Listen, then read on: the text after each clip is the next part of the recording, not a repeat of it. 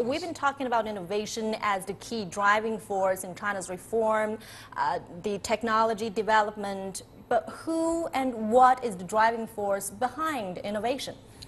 Number one, pressure. China is facing a downward pressure, and we are in a critical juncture for structural changes in our economic growth pattern. And so therefore we need to inhale more of those high-tech industries. And in the meantime, the innovation does not only mean technological innovation, but it also means institutional innovation. So we must build a positive system that can enable innovation, that they are protected and they are tolerated and they are also supported by the market and also by capital. And in the meantime, the Chinese consumers actually they are more demanding, so therefore business need to innovate with newer and higher quality ones, both in product and service, to satisfy the market.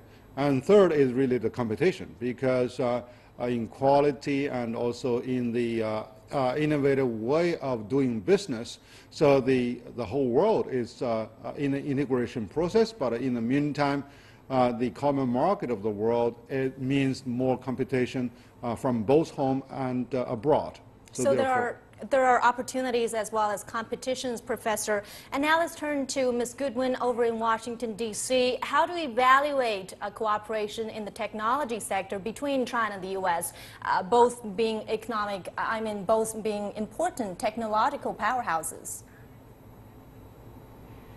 As the Chinese economy matures and growth has been slowing, the government has had two main objectives in this technology space that are important. The first is a shift generally from manufacturing to one of more creative design and innovation. And the second being, in the security realm, worries about the reliance on foreign technology. And so both of these goals mean an increasing focus of the government in this technological sector. And so American companies have been working more and more closely with Chinese companies on these initiatives. And as the government in China is more and more assertive in the requirement for technology transfer from American companies, the need for that cooperation will be even bigger. And when we talk about technological transfer, there also comes the issue of IPR protection, Professor Liu. So I'd like to have your view on this. What are the challenges for Chinese companies trying to expand their operations abroad? For example, our tech giants such as Alibaba and Tencent, what are the challenges they face? Number one is really the difference in culture and difference in legal stipulations and in different implementation process in the dispute settlement. And the other is really the language still presents a barrier, because many of those scientists, they do not speak the right universal language. And I think more challenging is really the mode of cooperation. So is it really a licensing agreement or franchising agreement, how that can really work out over a long term? So the Chinese people in the negotiation, they are more inclined to say yes before they fully understand the consequence. So there can be more restrictions along this one. And the IP protection. So there are a lot of legal jungles in the IP area with more of the competition. So this becomes a very tricky issue. So Professor Liu is saying that language, culture, as well as IPR protection are the deep concerns for Chinese companies expanding their operations abroad.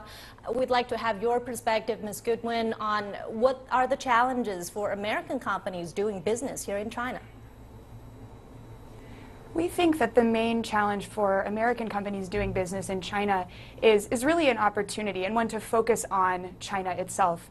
Professor Liu discussed, I think very effectively, the differences in how cultural challenges come between the two countries. So for American companies, it's really important, if you're tapping into this really big market, to consider what China needs and how to do business there. So when it comes to what China needs, there's a growing middle class and an opportunity for more travel, more luxury goods. And so focusing on the products and services that will do well in China is very important.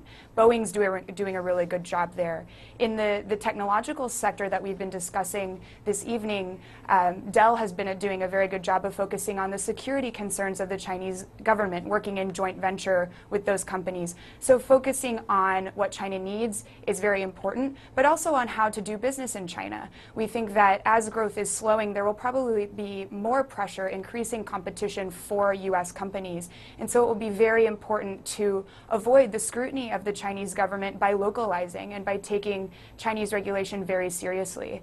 For American companies, it's not up to the government to let you know of changes in regulations. It's really important to be, have an ear to the ground and be aware of the challenges that might arise.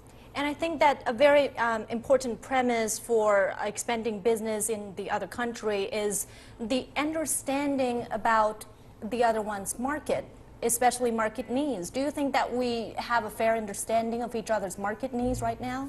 No, actually now the most active players are very small businesses who are very flexible, and then super giants. So for the middle-sized firms, there have been far lack of understanding, and despite of the fact they have very effective and smart technologies. So these level of cooperation is utterly important. But they are short of the knowledge, and for example, for Chinese companies, how to deal with the trade union.